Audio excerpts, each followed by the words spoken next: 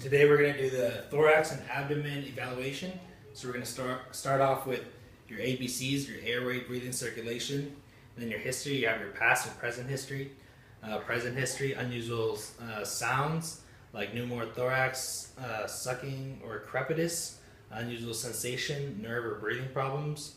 And then we move on to inspection. So we have swelling, discoloration, deformity, looking for abnormal breathing patterns for pneumothorax or shock, deviated tracheas for pneumothorax, hematuria, coughing up blood, hemopsis, coughing up blood, hematuria, blood in the urine, breast for contusion, and the nipples for heat rash. And then we move on to palpation. So we have the bony palpation. You're checking the clavicle for fracture, and then the sternum. You're checking the manubrium for fracture, the body, and then the xiphoid process. Checking all that for fracture. The ribs, checking the body, the costochondral joints, and the costrosternal. And you're checking that for fracture and luxation. And then your thoracic vertebral joints. And they check and then they're checking that for luxation. Okay, and then move on to soft tissue. So you have your pectoralis major, checking for strain. And then you have your intercostal muscles, checking for strain. And then you have your rectus abdominis. You can lay it out for me. You have your rectus abdominis, looking for strain. Internal and then external obliques, looking for strain. And then you have your abdominal quadrants. You have your upper left, upper right, lower left, and lower right. And then again, breast for contusion. So then we move on to special tests, because there is no stress test. So special tests, so you have your abdominal rebound pain test. So you just press down lightly and then let it go. And then do it for all the quadrants. And then you're looking for any pain, referred pain in the areas. Then you can move on to percussion test. So you tap lightly on all the areas. Looking for any unusual sounds, looking for bleeding, internal bleeding of the organs. And then you move on, you can do the McBurney's point. So you have your ASIS to the navel and it's a third of the way, looking for appendicitis.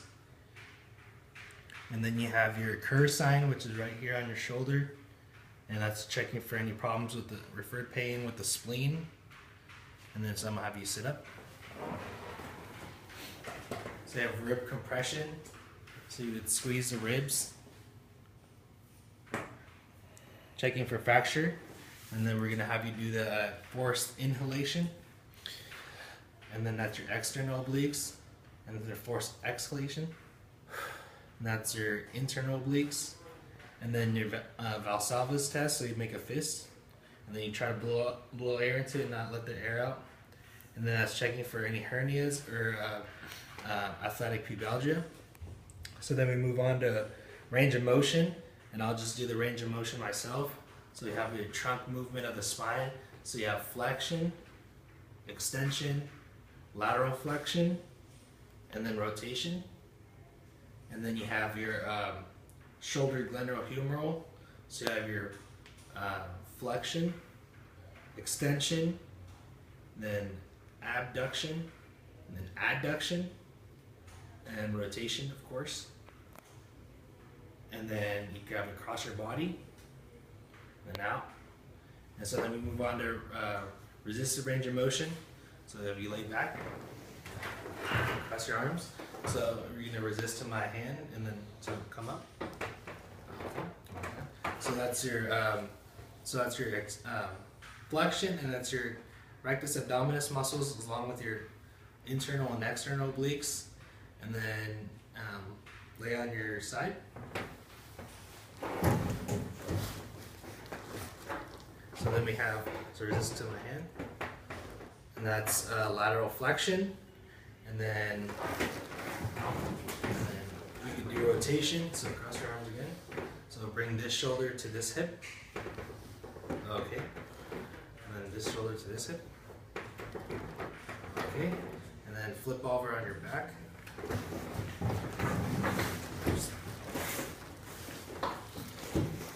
And then you have resist up on my hand. So that's extension.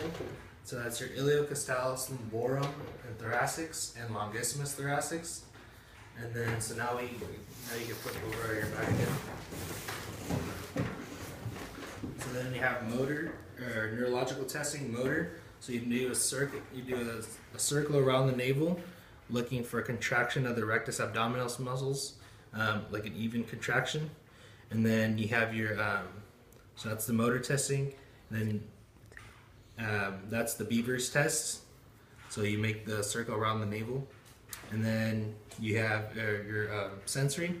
So you start at T1 at the armpit, T2 and T3, T4 at the nipple line, T5, T6 at the xiphoid process, T7, T8, T9, and then T10 at the navel, and then T11, and then T12 right above the inguinal ligament. And then we have blood pressure, or blood